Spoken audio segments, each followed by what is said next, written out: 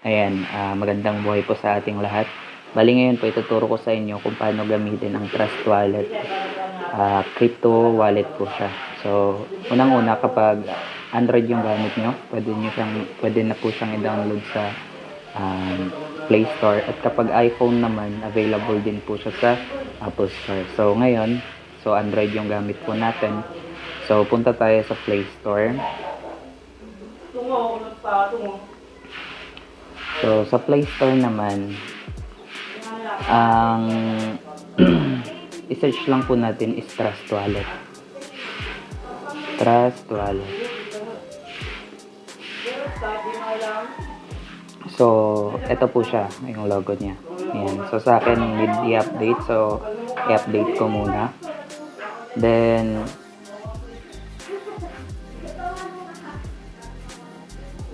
kapag na-update na or na-install nyo na sa cellphone nyo, tuturo ko naman sa inyo kung paano set up. Okay? So, wait lang natin.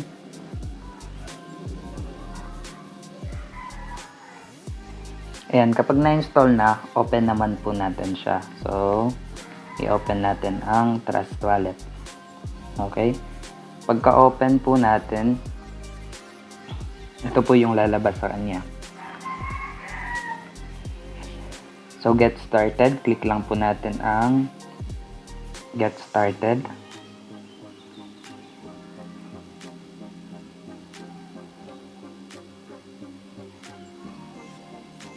Okay.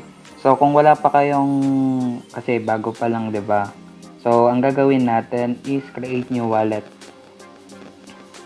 Then, punta tayo sa secret phrase. Then, back up manually. So, itong secret phrase or yung sinasabi nating parang, ang tawag ko kasi dito, back up. So, kapag na-delete, kunwari, na-delete yung account nyo na Trust Wallet, para ma-recover nyo is kailangan nyo ng secret phrase. So, yun po yung iba-back up natin yung secret phrase. Okay, back up manually. Then, check lang po natin lahat to. Then, continue.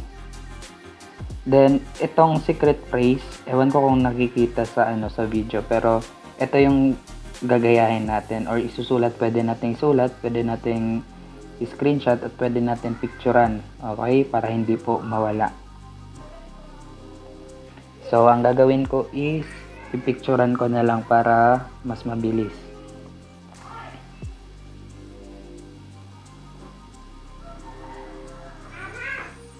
Okay, na-capture ko na din.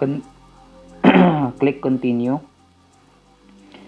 Then, sa first word, sabi niya, so hanapin natin yung first word. So, ang first word is kind. Sa word number 4 naman, ay outside. Okay, word number 7 is lion. Then, word number 10 is audit. Then, confirm lang po natin.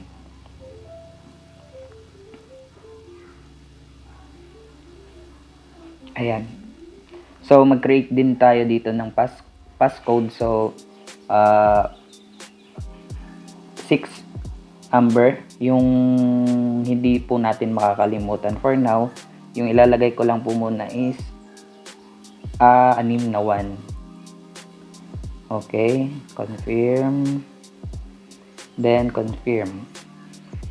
Then, pwede din natin i-enable tong, kung may fingerprint yung cellphone nyo, pwede natin gawin po yun. Then, yan.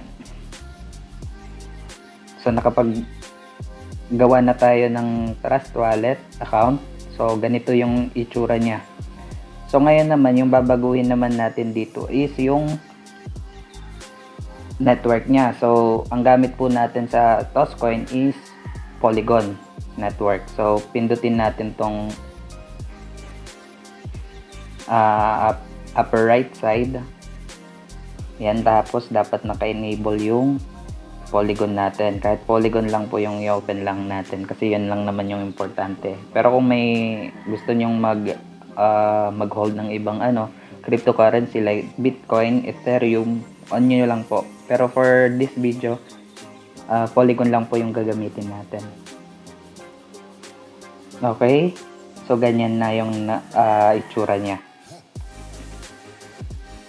So, meron na tayong wallet. So, ang gagawin naman natin ngayon is mag-add ng wallet sa mismong wallet lang ng Trust Wallet. So, ang nangyayari dito is, ito yung mga gustong mag-multiple account. So, pindutin lang po natin tong main wallet 1. May pa-arrow down. Ito. Click lang po natin yan. Then, click po natin yung plus sign dito sa upper right side. Then, create new wallet. Then, create phrase. Okay. Then, pwede natin tong backup manually katulad ng ginawa natin kanina para mabilis lang natin ma-recover in case na mawala yung account natin, yung pangalawang account natin, pangalawang wallet. So, ang gagawin natin muna ngayon is skip lang muna natin.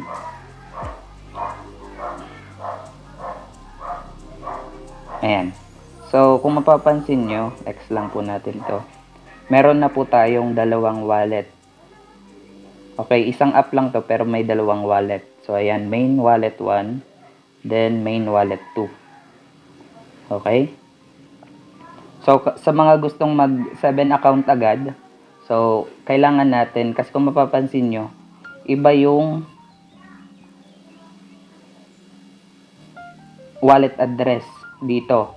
Tignan mo, sa wallet number 1, ang last niya is 77A. Okay? Sa second wallet naman natin, Polygon. So, receive. Then, ang last ending number niya is 8877. So, magkaiba yung wallet address. Wallet address ang tawag dyan. Kunwari, may magsasend sa'yo ng Polygon. So, pindutin lang po natin yung Polygon. Ito. So, disable muna natin yung iba para focus tayo sa Polygon. Ayan. Click lang po. Kunwari, may magsasend sa inyo ng Polygon. Click lang natin yung Polygon. Then, receive. Tapos, ito po yung ibibigay natin dun sa magsasend sa inyo ng Polygon. So, pwede natin i-copy. Pwede din natin i-screenshot. Tapos, yung QR code na lang yung nila, i-scan nila. So, ayan. Sa mga gustong mag-multiple account, kasi ang sa Toscoin platform, kung mag-multiple account po tayo, so 7 accounts yon, need natin mag-create ng 7 wallet. So, mag-add tayo hanggang 7. Create, refresh, skip. So, ayan, pangatlong account natin to. Okay, pangatlo. So, dagdag pa tayo. Ganyan lang po mag-create ng wallet sa mga gustong mag-multiple account. Tapos, wala namang problema yan kasi magkakaiba talaga yung yung wallet address. So, apat na tatlo na lang. Add, create, and skip. Pwede nyo po yan i-backup manually mamaya. Mamaya papakita ko din sa inyo yan. So, main wallet 5. So, dalawa na lang. Plus, create new wallet, create, then skip muna natin.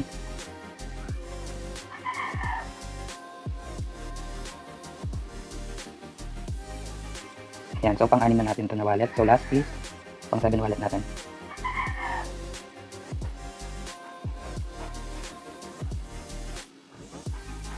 Yan. So, paano naman natin i-backup? So, nakapag-create na tayo ng 7 wallet. Yan, mapapansin nyo. 7 wallet yan. Paano naman natin? Kasi itong 7 wallet na to, main wallet 1, 2, 3 hanggang 7 is magkakaiba po yung secret phrase niyan. So, make sure po na yung secret phrase nyo, hindi nyo ipamimigay. Dapat sa inyo lang po yan. Okay? Huwag nyong ipamimigay kasi dyan na pumapasok yung scam. Pag naibigay nyo yan, may magloko tapos sabihin nila na need ko ng secret phrase mo sa ganitong wallet mo na ganyan, ganito.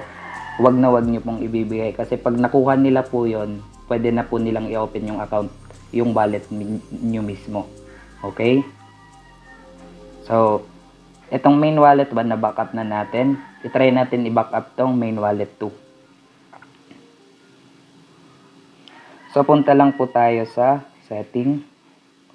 Then, hanapin natin ang security.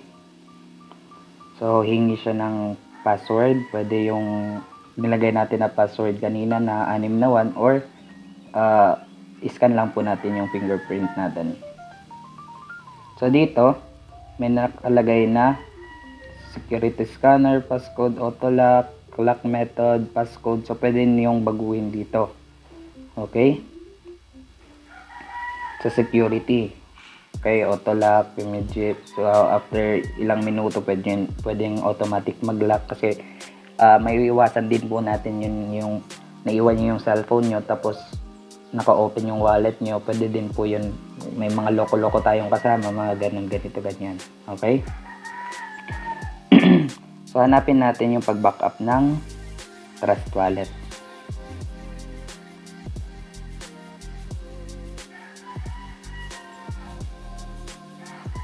So, ang i-backup natin is yung wallet number 2, main wallet 2. So, pindutin natin tong 3 dots sa gilid.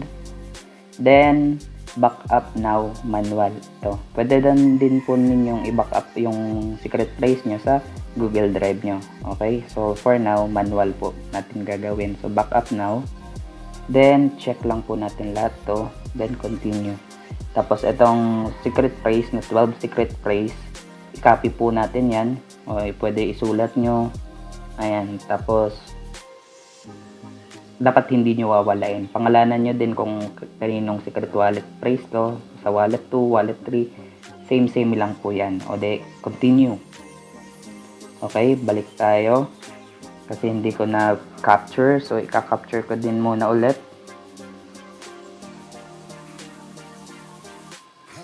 Ayan, na-capture ko na. Then, click natin yung continue.